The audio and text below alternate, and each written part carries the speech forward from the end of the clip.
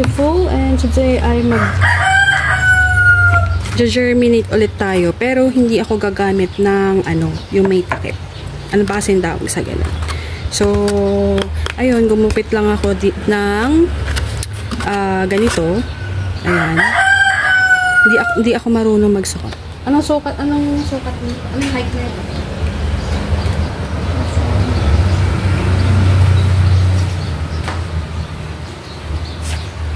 Susukatin natin. Baka kasi may magtanong, hindi mo sinukat, very terrible. Baka sabihin, charot. So 1 inch yung height niya. Tapos yung diameter, 6 diameter.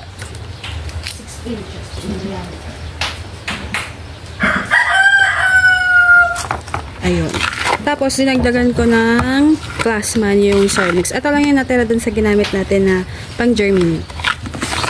So, yun. Lagyan na natin. Wala siyang butas.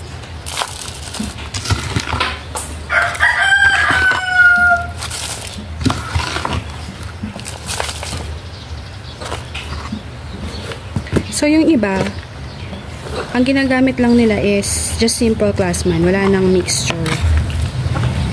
Kasi nililipat din nila. Pagka lumaki na ng konti, nililipat na nila ng pot. Ayan, tingnan niyo, mas marami siyang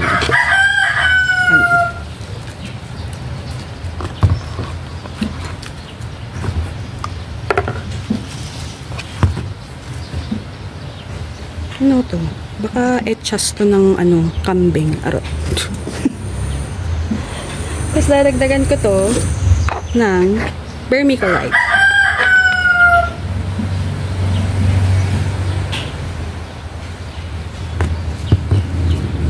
Halo lang natin, konti lang.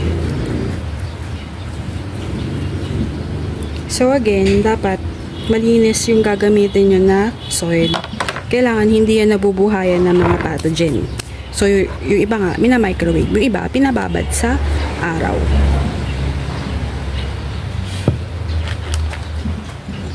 Ito yung mga seeds na tinira ko doon sa germination number 2 natin.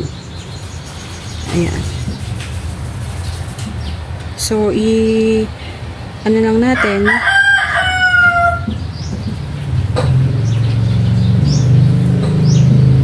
So, this is sama-sama na. Super Kabuto, B-type, Zipper type. So, iba-iba na siya. Tapos, hindi ko to ikukulog. So, tingnan natin kung alin ang mas maganda. So, ako mas bet ko to kasi pagka nag-grow na yung ating mga cactus, mas mabilis sila lumaki kapag may space sila. More space, ganun. Tapos, i-moist na natin. May to? Tango fungicide.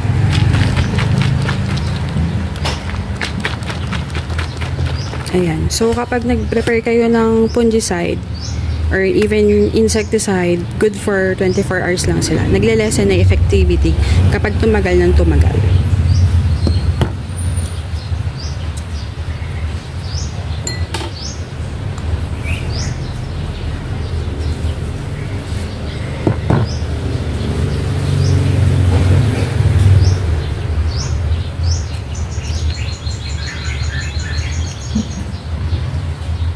So, pwede pa itong lagyan ng ibang seeds. So, teka lang. Titingin ako ng seeds.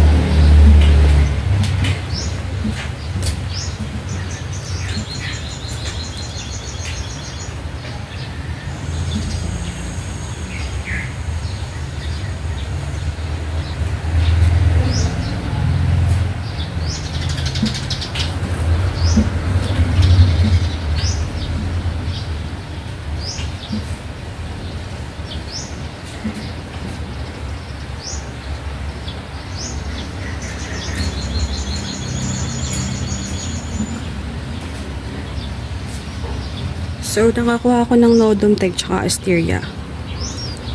Yan. So, mas fresh yung seed is mas magda-germinate daw sila. So, may kulay halo ng brown. Alam ko na cross-pollinate ko to kay B-type.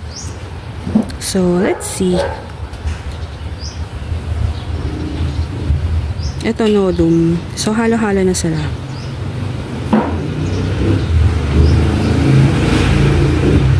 At saka pagka nag-store kayo ng seed, sabi nila, hindi ganun katagal yung buhay ng seeds. Kapag in-store nyo, ewan ko lang.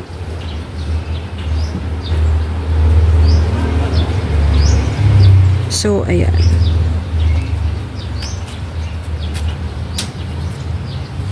Tapos, lagyan natin ng Starkill G. Since very open siya, kailangan mas maraming Starkill G. Kasi papasukan siya ng insect. Tapos yun, spray na natin.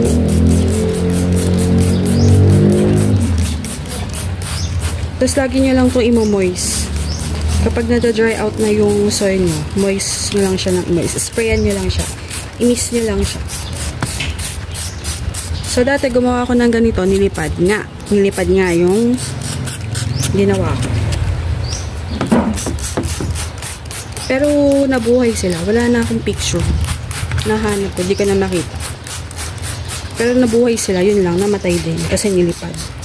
Tapos, mga 1 month ka nun siguro.